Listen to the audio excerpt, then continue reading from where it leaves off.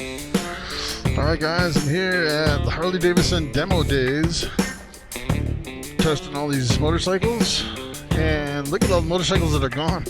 They usually have tons and tons of them, and a lot of them are gone, but I was able to reserve one of them. So the one we're going to ride right now is this one. Interesting color. This is the Road Glide ST. Interesting little intake there. Kind of like an off-white color. I'm gonna move this cone so I don't drag it into the middle of the road here. I guess last year they said I was dragging cones, getting the bikes out. That was pretty funny. All right, so this is a Road Glide. The difference between a Road Glide and a Street Glide is the Road Glide has the fixed fairing, where when you turn the handlebars, it doesn't turn the fairing, which is interesting. It's interesting they have the analog down here and the digital up there. On the Street Glides, they're reversed. They have all the dials up on top, and they have the display on the bottom. So you turn it on here, make sure it's in neutral, which it's not. It's in gear. And of course, they have the radio on here. Let's see. I think I'm in second gear. Ah, no, I'm in neutral. All right. So to turn it on, you put it in neutral. Turn this on. Turn this on. Turn this on. There you go. Wow, this one has quite a bit of vibration. Take a look at that. Quite a bit of vibration in the handlebars, which is interesting. The other thing that I've noticed on some of them is, look at this, the handlebars, plenty of room between my handlebars and my leg. On one of them, it was actually, I couldn't even turn because the handlebars was like hitting my leg big time. I had to like ride down around the corner, spread eagle to keep my legs from hitting the handlebars. We got some floorboards, not too bad. Pretty nice stance. All right, I'll put it in gear. All right, ready to go. Let's take it out. All right. Pretty nice, pretty nice. I always like to pull up to the stop. Feels a little bit more top heavy than the Street Glides. I think the Road Glides have a little bit more up on the top than on your Street Glides. Seems like it's got better suspension maybe than the Street Glide, which is interesting. Has more of a round kind of a dash. So the Street Glides are kind of straight, kind of like a straight across bar on the Street Glides, versus kind of like the round dash. I kind of like this look better. I don't know. I think the Road Glide's kind of growing on me a little bit. Got your standard Harley Davidson blinkers. Right is on the right, left is on the left. This has got the, I think this has got the 117 engine. Nice. Has a little bit of rumble, not quite the rumble from that. I think the Street Glide had a better sound, better exhaust note.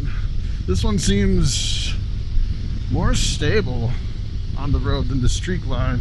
Like a one-hand wave, easy.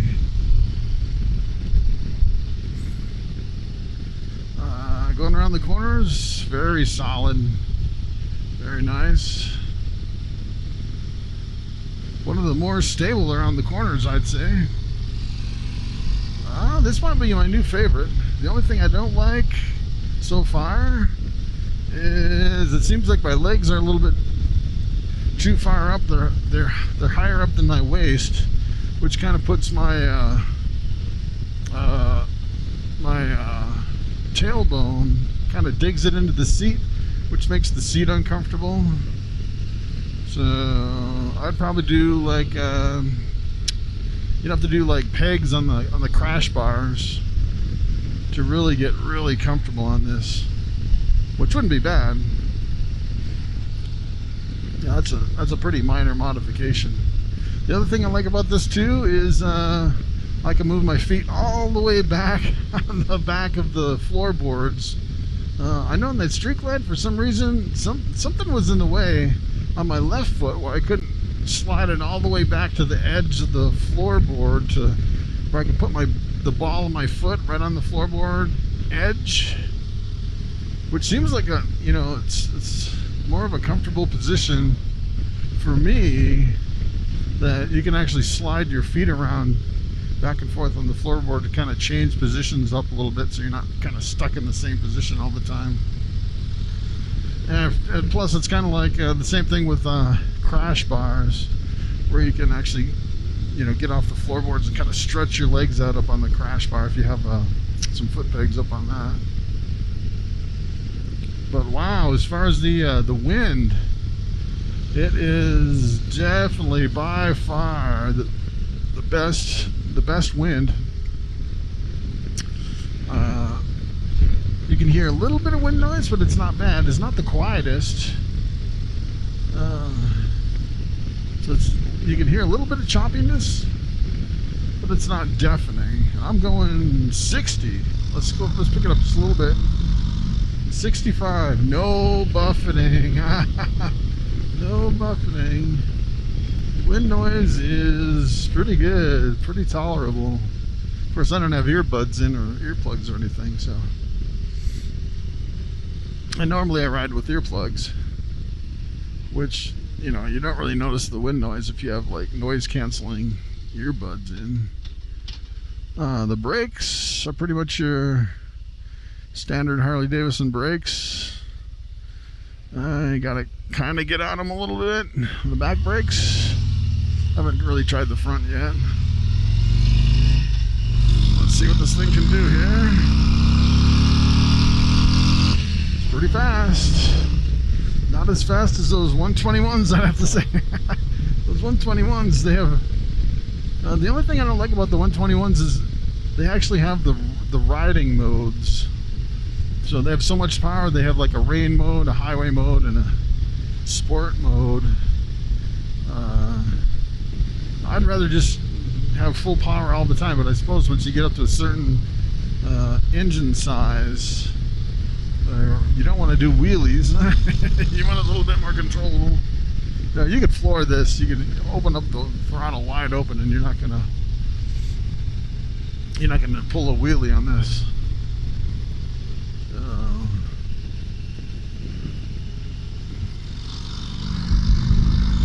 That's pretty nice. Let's see, what else can I tell you about this?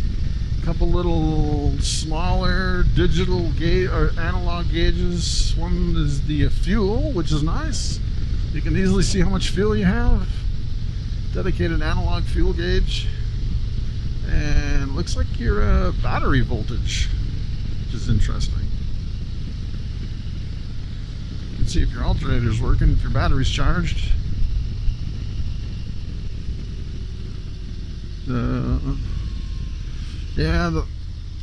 For me, it seems like the seat is fatiguing, just because it feels like my legs are up a little bit more, a little bit too much.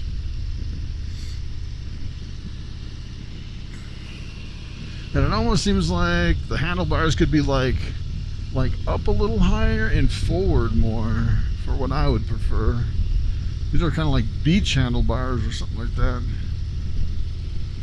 I think that's what they call them.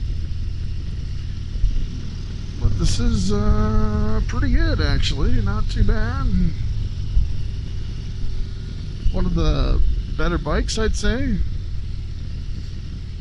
With the right modifications, I could live with the Road Glide. So we'll try to turn around up here in the parking lot. See how well it turns around. Usually when I turn around, I kind of use a combination of gas and brake and clutch all at the same time to kind of get a little bit better control of the turn. So And normally a bike like this, ooh, it's interesting. It almost seems like my rear rotors are warped a little bit on this, which is interesting. I'm getting a little vibration. All right, let's see if we can turn around in this little spot right here. Oh. Well, this guy cut me off. All right, let's try to turn around right here. See if I can get around here. Yeah, not too bad, not too bad.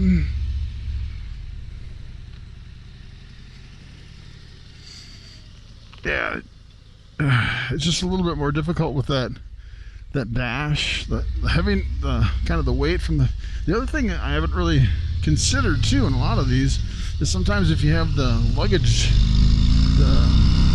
like the touring pack that's up high too, sometimes that can affect the top heaviness of the bike. And it's kind of pros and cons too, because if you're like going at a slow speed, it's a little bit more, I'd say it's a lot more difficult if you're like in bumper to bumper traffic. Then something like this is kind of miserable.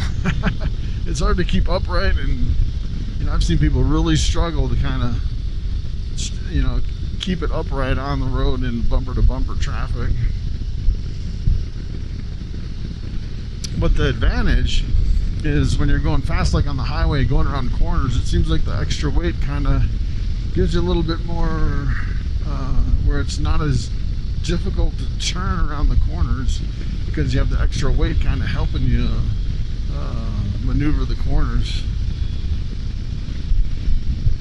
which is pretty nice. Getting a little bit more wind noise. We're going into the wind now, but not really any buffeting. Going 55. I'd say this is probably the least buffeting out of anything I've ridden so far.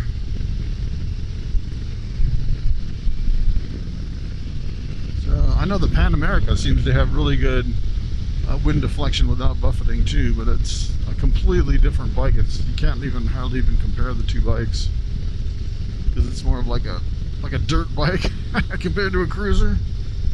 It's completely different.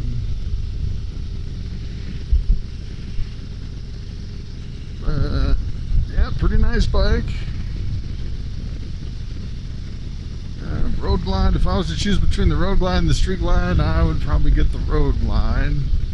Of course, I think it's a little bit more expensive for the road glide.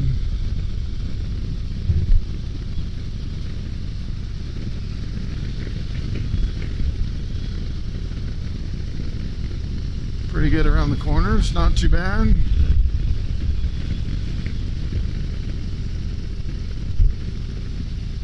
One hand wave, not bad.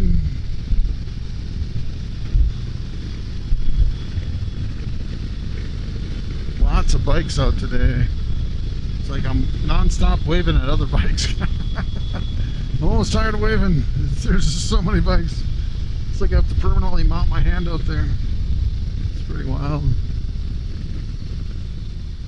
So I don't know why on this bike, but my hand's going numb a little bit. I think it's just because I've been riding so many bikes. Front brake is better than average, I'd say. Not too bad. The engine vibration at a standstill is a lot more than most, I'd say. This thing really shakes.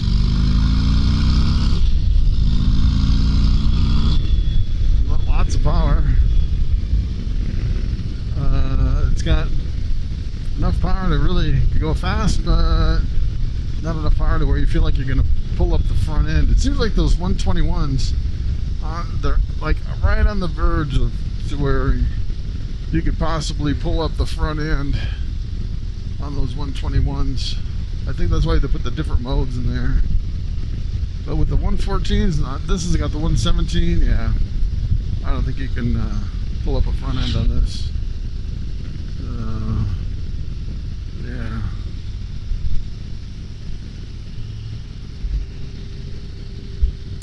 It's a beautiful mountain road up here in Golden, Colorado. On a perfect summer day, it's about 75 degrees. I was wondering if it shows me the temperature. I don't really see the temperature anywhere on the dash, which is interesting. A lot of bikes will actually show you the ambient temperature. I don't see it on this one.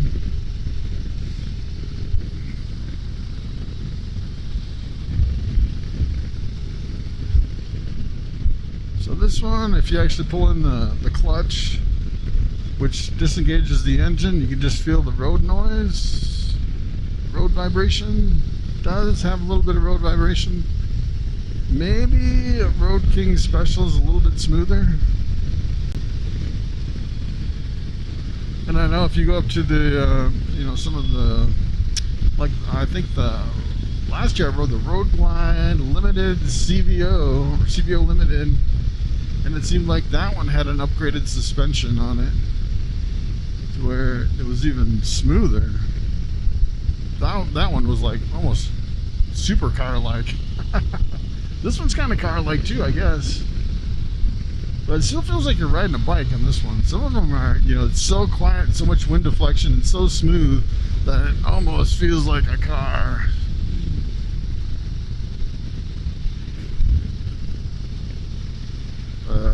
This one still feels like a bike. I'd say it's not too car-like.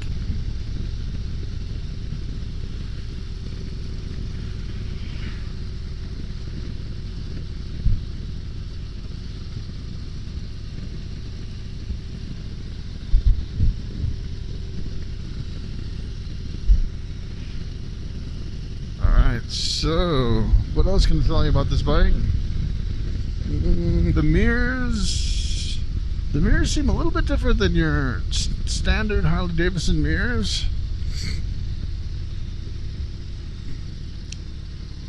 They almost seem like almost a slightly different shape. I don't know if the black's just kind of throwing me off, but they do seem a little bit different. They're nice though, really bowed out. Can't complain about the mirrors. They look nice. There is a lot of engine vibration. It almost feels like it's a rubber mounted engine, which is interesting. Almost feels like riding my Dyna. Move your head around a little just from the, because if I pull on the clutch, there's like, I get none of that. I get the engine vibration that kind of comes up through my body and into my helmet, which is interesting. Ooh, looks like we got something going on here. Wow. Huh.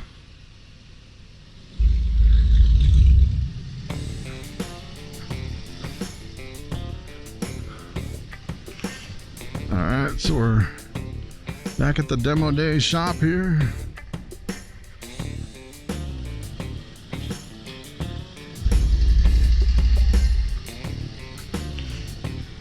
Alright, so when I buy this bike, maybe I would need to have a few minor modifications to make it perfect, as with all bikes. But yeah, I'd probably buy this bike. If I could get my feet down and forward a little bit, maybe change the seat out a little bit. I want to bring this one up here. Alright, let's see.